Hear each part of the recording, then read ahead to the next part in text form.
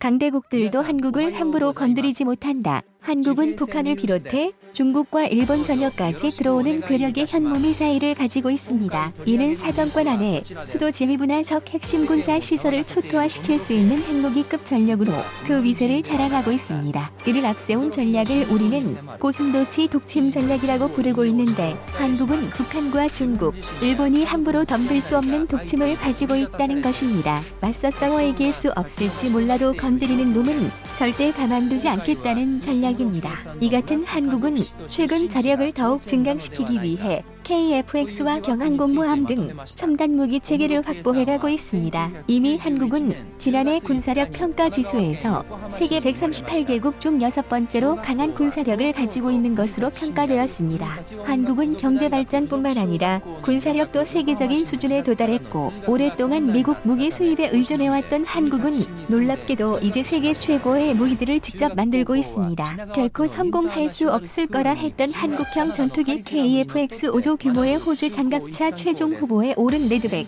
세계 자주포 시장의 절반을 석권한 K9 자주포, 2톤의 탄두를 장착한 세계 최고의 벙커버스터 현무사 이외에도 한국의 첨단 무기 개발 속도는 무서운 속도로 진행되고 있습니다. 이 같은 한국의 군사력 증강은 이제 곧 자주 국방에 대한 꿈을 실현할 수 있다는 희망을 주고 있습니다. 그런데 한국이 현재에 이르기까지는 아주 중요한 계기가 있었다고 말하고 있습니다. 지금부터 너무나도 드라마틱했던 그 역사적인 사건을 살펴보겠습니다. 6.25 전쟁 당시 우리나라는 소총 하나 만들지 못해 미국에게 무기를 받아가며 싸웠습니다. 당시 우리 군이 가진 전력이라고는 전차는 한 대도 없었고, 장갑차 24대와 미국 제57mm 대전차포, 2.36인치 바주카포 소량이 전부였습니다. 미군은 당시 전면전 확대를 우려해 우리 군의 전차와 같은 무기들을 주지 않았습니다. 이 때문에 소련제 점차로 들어온 북한군에 우리는 속수무책이었습니다. 우리가 가진 장갑차나 대전차포, 바주카포로는 북한군의 전차에 상대가 되지 않았습니다. 결국 6.25 전쟁은 미국과 유엔 회원국들의 도움으로 휴전을 맺게 되었으며, 아무런 힘이 없던 우리나라는 또다시 남북이 분단되는 아픔을 겪게 되었습니다. 이후 우리나라는 미국에서 무기들을 수입했지만 이에 대한 한계를 느끼고, 또한 장갑차나 전차 등도 열심히 개발했지만 번번이 실패하며 어려움을 겪었는데, 여기서 단숨에 기술력이 급격하게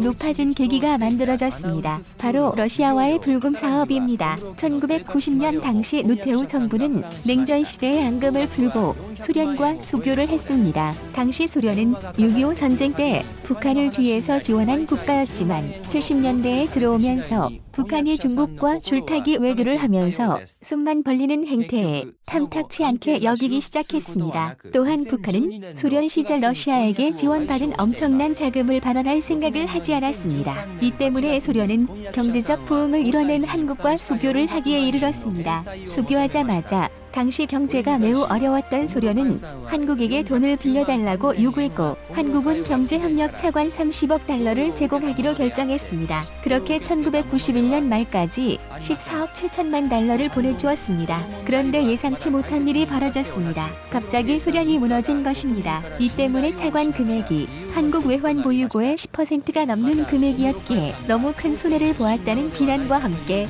저자세 외교에 대한 비판까지 이어졌습니다. 하지만 다행히도 소련 이후 들어서 러시아 연방이 채무 상환 의무를 지니게 되었습니다. 러시아 정부는 소련의 채무를 계승해서 현금은 3년 거치 5년 균등 분할하기로, 소비재로는 2년 거치의 전액을 상환하기로 보증했습니다. 그러나 1991년 이후로 러시아의 경제가 파탄 상태로 치달았기 때문에 이 약속을 지킬 수 없었습니다. 당시 러시아에겐 돈은 없었지만 세계 최고의 무기와 기술을 가지고 있었습니다. 이에 한국도 동의해서 러시아는 일단 1993년 만기 도래분인 4억 5천만 달러 어치의 부채를 원자재, 헬기, 방산물자 등으로 1995년부터 1998년까지 상환하게 되었습니다. 이중 방산물자 관련 사업을 불금 사업이라고 칭했습니다. 한국은 러시아로부터 T-86 전차 30세대와 BMP-3 장갑차 33대, 그리고 메티스 M 대전차 미사일 발사기 70문, 이글라 휴대용 대공 미사일 발사기 50문을 도입하게 되었습니다. 우리 군은 여러 종류의 무기를 요구했으나 러시아가 거부해 이 무기들을 도입하는데 탐탁치 않아 했습니다. 하지만 국방과학연구소 연구진들은 4가지 무기를 싹 분해해서 뜯어보며 놀라워했습니다. 당시 국방과학연구소 직원들은 분해를 통해 완전한 기술을 확보했다고 기뻐했습니다. 또한 여기서 본래 정식 품목에 없었으나 불곰 사업이 진행되는 분위기 속에서 한 한국 민간업자가 러시아 군 고위직과 평소 쌓아둔 친분을 이용해 순항미사일을 들어오게 되었습니다. 이 순항미사일이 들어오는 1998년은 한국의 이스라엘 회사와 기술 합작을 진행하고 있었는데 실제 현장에서 쓰이고 있는 제품을 가져온 덕분에 개발 시기를 앞당길 수 있었습니다. 또한 한국의 전차 개발에도 많은 영향을 미쳤는데 여기서 확보한 북한의 핵공격에 대비한 중요한 기술이 K-26표 전차에 적용되었으며 북한의 전차 기술 분석에도 큰 도움을 주었습니다. 이후에도 러시아 무기들은 3차에 걸쳐서 한국에 들어오게 되었는데 대한민국은 이 불금 사업을 통해 친서방 국가가 얻기 힘든 러시아제 무기를 정품 그대로 기술까지 받게 되었습니다. 특히 무기 설계 사상 측면에서 기존의 서방식과 러시아식의 결합을 이룰 수 있게 해주었다고 평가받고 있습니다. 나중에 러시아는 후회하며 더 중요한 기술이 유출될까봐 무기를 주지 않으려고 했는데 한국은 이미 불금 사업으로부터 중요한 기술들을 파악하고 얻어낸 후였습니다. 이것은 당시 러시아가 경제 상황이 안 좋아 어쩔 수 없이 준 것도 있었지만 한국을 너무 과소평가했다는 분석도 있었습니다.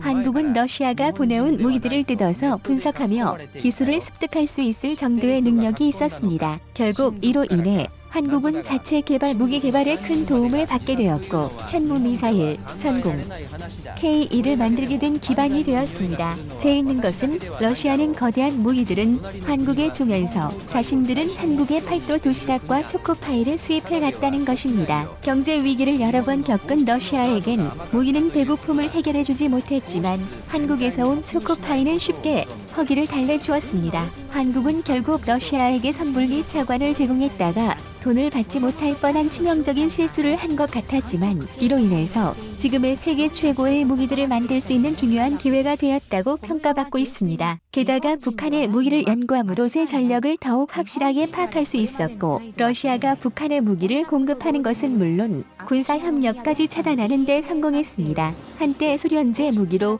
폐허간된 한국이 경제 발전을 이뤄내어 그 소련에게 돈을 빌려주고 각종 무기를 받아냈다는 것은 믿기지 않는 일이었습니다. 불곰 사업을 통해서 지금까지 가장 의미 있고 가장 성공적이라 불리는 무기는 장갑차입니다. 한국은 기존에 갖고 있던 기술과 러시아와의 불곰 사업을 통해 얻은 BMP-3 장갑차의 기술을 합쳐 K-21이라고 불리는 장갑차를 제작하게 되었습니다. 여기에 강력한 화력을 자랑하는 K-40mm 주포를 장착해 최대 220mm의 강철판까지 관통할 수 있었습니다. 이렇게 만들어진 K-21 장갑차는 미군의 브래들리 장갑차보다 우수한 스펙으로 뛰어난 사격 통제 시스템 덕분에 헬기 잡는 장갑차라는 이름을 가지게 되었습니다. 그리고 이 K-21 장갑차 기술에 K9 자주포의 엔진과 변속기 솔루션을 가지고 만든 미래형 장갑차 레드백이 탄생되었습니다. 레드백은 총 사업비가 최대 22조 8천억 원에 이르는 호주 육군 차세대 장갑차 사업 최종 후보에 올랐습니다. 이미 경쟁자 독일 링스의 장갑차를 압도하고 있다고 알려졌고 앞으로 미국의 브래들리 장갑차 교체 사업의 유력한 후보로 떠오르고 있습니다. 미국 장갑차 교체 사업은 무려 50조 원 규모로 알려져 있습니다. 간소하다못 만들던 한국은 이제 미국에게 무기를 팔 정도의 기술력을 가지게 되었습니다. 최근 국방과학연구소 소속 허린 박사가 유퀴즈온 더 블락에 출연해 미 항공우주국 나사에서 일했던 경험을 털어놓았습니다.